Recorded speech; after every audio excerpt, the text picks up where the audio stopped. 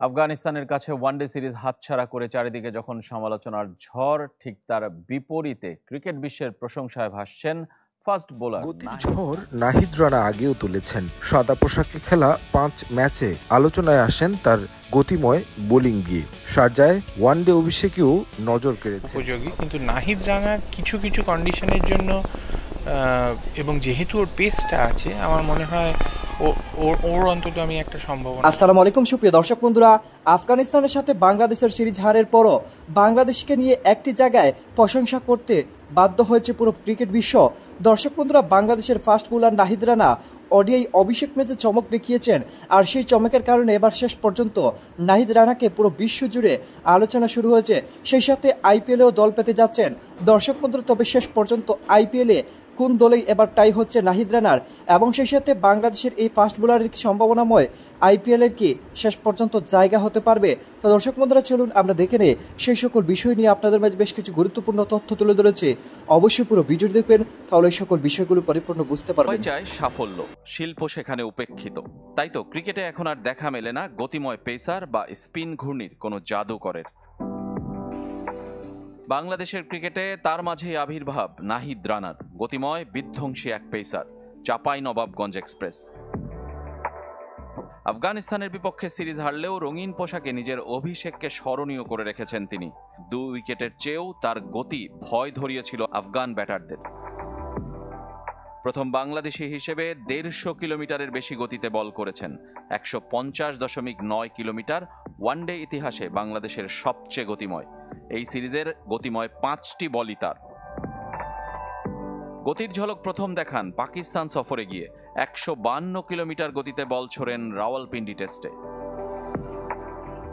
তার পারফরমেন্সে মুগ্ধ বাংলাদেশ কোচ ফিল সিমন্স আর আরেক সাবেক Caribbean pacer Ian Bishop. Rana এই ম্যাচে অসাধারণ বোলিং করেছে। টাকা দিয়ে গতি কেনা যায় না, এটা শেখানো সম্ভব নয়, এটা প্রকৃতির উপহার। আমরা চেষ্টা করব তাকে যত বেশি পরিচর্যা করার। সে প্রতিভাবান, স্বভাবসুলভভাবেই গতিময় বোলিং করতে চায়। সে যেমন, আমি তেমন দেখতেই ভালোবাসব। বাংলাদেশের উচিত নিজ উদ্যোগে যত দ্রুত সম্ভব সেরা স্ট্রেংথ ও কন্ডিশনিং বিশেষজ্ঞ আর পুষ্টিবিদ নিয়োগ দেওয়া এবং তাদের নাহিদ রানার সাথে যুক্ত করা, তাদের অন্য ফাস্ট বোলারদের সাথেও, ওদের মুগ্ধ করা গতি। আন্তর্জাতিক ক্রিকেটে অবশ্য এখনও শোয়েব আখতারের 161.3 কিলোমিটার গতির বলকে কেউই টপকে যেতে পারেনি। তালিকায় পরের স্থানটা শন টেইটের। রেজওয়ানুজ্জামান, চ্যানেল 24। গতির ঝড় নাহিদ রানা আগেও তুলেছেন। সাদা পোশাকে খেলা 5 ম্যাচে আলোচনায় আসেন তার গতিময় বোলিং দিয়ে। শারজায় ওয়ানডে অভিষেকেও নজর কেড়েছেন। আফগান ব্যাটারদের রীতিমতো কাঁপিয়ে দেন এক্সপ্রেস গতির বোলিং দিয়ে। গুরবাজ, রহমত শাহ, নবীদের মতো পরীক্ষিতরা তার সামনে নড়বড়ে ছিলেন। কমেন্ট্রি বক্সে বসে নাহিদ রানার বোলিং দেখেছেন পাকিস্তানের সাবেক অধিনায়ক রমিজ রাজা। বাংলাদেশ থেকে ঘন্টায় 150 কিলোমিটারের বেশি গতিতে বোলার দেখে অবাক হয়েছেন। রানাকে নিয়ে রমিজের ভবিষ্যৎ বার্তা, সে হবে বিশ্ব তারকা, তবে পেস বোলার বলেই দিয়েছেন সতর্ক বার্তা। Not only Bangladesh but for the entire world. I mean, very seldom you see a young kid bowling at 150 clicks. So I mean, Bangladesh should be looking after him, making sure that he's played properly. That, you know,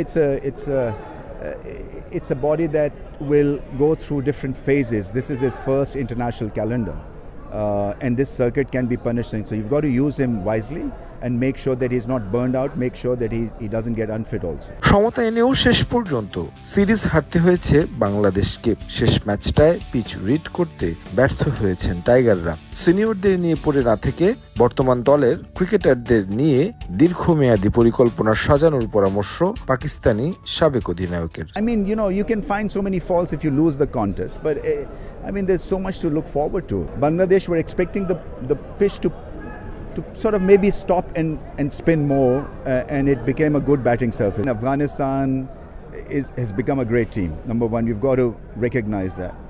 They played the semi-final of a World Cup. This is their 3rd series win. You know, you've got a great team also. I mean, it's a great spread. and you should be proud of what Bangladesh achieved. I mean, it was a great series. শারজায় ক্রিকেটাররা মন ভরাতে না পারলেও বাংলাদেশি দর্শকরা নজর কেড়েছেন, যা স্মরণ করলেন রমিজ রাজা। I'm really happy with what I've seen from Bangladesh. You know, I mean, great crowd. I mean, the fans are your 12th man, really. They really fight for Bangladeshi team, which is great to see. সম্প্রতি খুব একটা ভালো না করলেও সামনে বাংলাদেশ ভালো দল হয়ে উঠবে বলেও প্রত্যাশা রমিজ রাজার। Your 12th man, really. Tarique Hasan শিমুল, সময় সংবাদ, সংযুক্ত আরব আমিরাত। Indian premier league IPL Bharat তো বটেই, বিশ্ব ক্রিকেটের সবচাইতে জৌলুসপূর্ণ আর জমজমাট ফ্র্যাঞ্চাইজি লিগ। অবস্থাটা এমন, এই আইপিএল এর জন্য আলাদা করে স্লট রাখতে হয় আইসিসিকে, অথচ গেল 17 বছরে বাংলাদেশ থেকে আইপিএলে খেলেছেন মোটে 6 জন। কদিন বাদেই আইপিএল এর অকশন। এবার কি বদলাবে সেই চিত্র? কতজন বাংলাদেশি ক্রিকেটারের সুযোগ মিলবে সেখানে?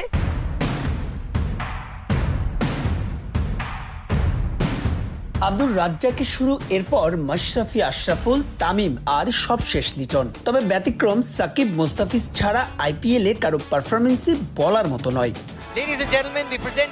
অর্থের ঝনঝনানি বাজে আইপিএলে পাওয়া যায় আন্তর্জাতিক ম্যাচ টেম্পারমেন্টও, কিন্তু টাইগার ক্রিকেটাররা দল পেতে সেখানেও ব্যর্থ।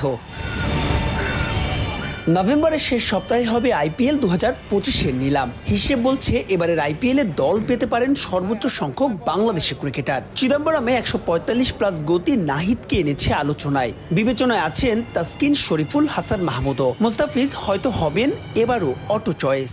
আমার নাহিদ রানাকে দেখে ভালো লেগেছে আইপিএল এর জন্য। এইরকম একটা ব্যাকআপ লেন্থ বোলার যার ভালো পেস আছে, আইপিএল এর ফ্র্যাঞ্চাইজগুলো তাকে এরকম বোলার পছন্দ করে। জোরে বোলারদের তো একটা আমি সম্ভাবনা দেখছি, মানে কারণ এই মানে যে 3 জন জোরে বোলারকে আমি এখানে দেখলাম, 3 জনই বেশ ইন্টারেস্টিং। এবার হাসানের যে ধরনের স্টাইল সেটা আমি শিওর নই সেটা কতটা হোয়াইট বলের ক্ষেত্রে উপযোগী, কিন্তু নাহিদ রানার কিছু কিছু কন্ডিশনের জন্য এবং যেহেতু ওর পেসটা আছে, আমার মনে হয় ওর অন্তত আমি একটা সম্ভাবনা দেখছি।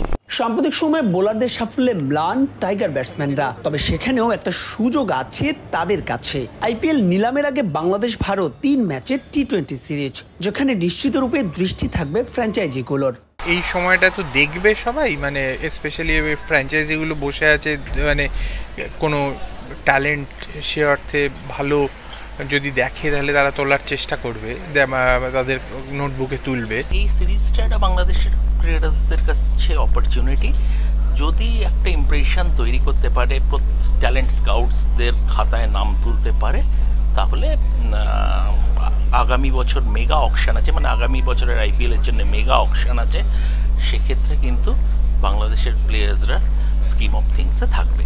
এর বাইরে বিসিবির অনাপত্তিপত্র দিতেও গড়িমসি বাংলাদেশের ক্রিকেটারদের দলে নিতে নিরুৎসাহিত করে ফ্র্যাঞ্চাইজিগুলোকে। এবার দায়িত্বশীল আচরণ দেখাতে হবে সেখানেও। আইপিএল এর পরবর্তী অর্থাৎ 18তম আসর মাঠে গড়াবে 25 মার্চের মাঝামাঝি। দর্শক বন্ধুরা, আপনারা পুরো ভিডিও দেখে এবং সেই সাথে এই সকল বিষয়গুলো জেনে অবশ্যই বুঝতে পেরেছেন এবার শেষ পর্যন্ত বাংলাদেশের এই গতিময় বোলারকে হয়তো আইপিএলে এবার দলে বেরাতে পারে, এবং সেই সাথে সেখানে হয়তো সেই স্বপ্নটুকু পূরণ হতে পারে নাহিদ রানারও। তবে শেষ পর্যন্ত দেখার পালা আফগানিস্তানের সাথে বাংলাদেশের এই ফাস্ট বোলার যেভাবে পারফরমেন্স করেছেন, সেই পারফরমেন্স অনুযায়ী অবশ্যই তাকে আইপিএলের যে কোনো দলে নিলে অবশ্যই ভালো একটু কিছু দিতে পারবেন, এবং সেই সাথে তিনি নিজের জাত চিনাতে পারবেন। তবে শেষ পর্যন্ত আইপিএলকে কি বাংলাদেশের এই ফাস্ট বোলারকে নিতে পারবে কোনো ফ্র্যাঞ্চাইজি, অথবা নিবে কি, অবশ্যই এই বিষয় নিয়ে এখনও চিন্তিত রয়েছে। তো দর্শক বন্ধুরা, আপনারা পুরো ভিডিও দেখে এবং সেই সাথে এই সকল বিষয়গুলো জেনে আপনাদের কাছে কেমন হচ্ছে অবশ্যই কমেন্ট করে জানিয়ে দিবেন। তো দর্শক বন্ধুরা, যারা আমার চ্যানেলটি এখনও সাবস্ক্রাইব করেননি, অতি শীঘ্রই সাবস্ক্রাইব করে পাশে থাকা বেল বাটনটি ক্লিক করে রাখুন পরবর্তী সকল আপডেট সবার আগে পাওয়ার জন্য। আপনাদের সকলকে অসংখ্য ধন্যবাদ। সকলে ভালো থাকুন, সুস্থ থাকুন।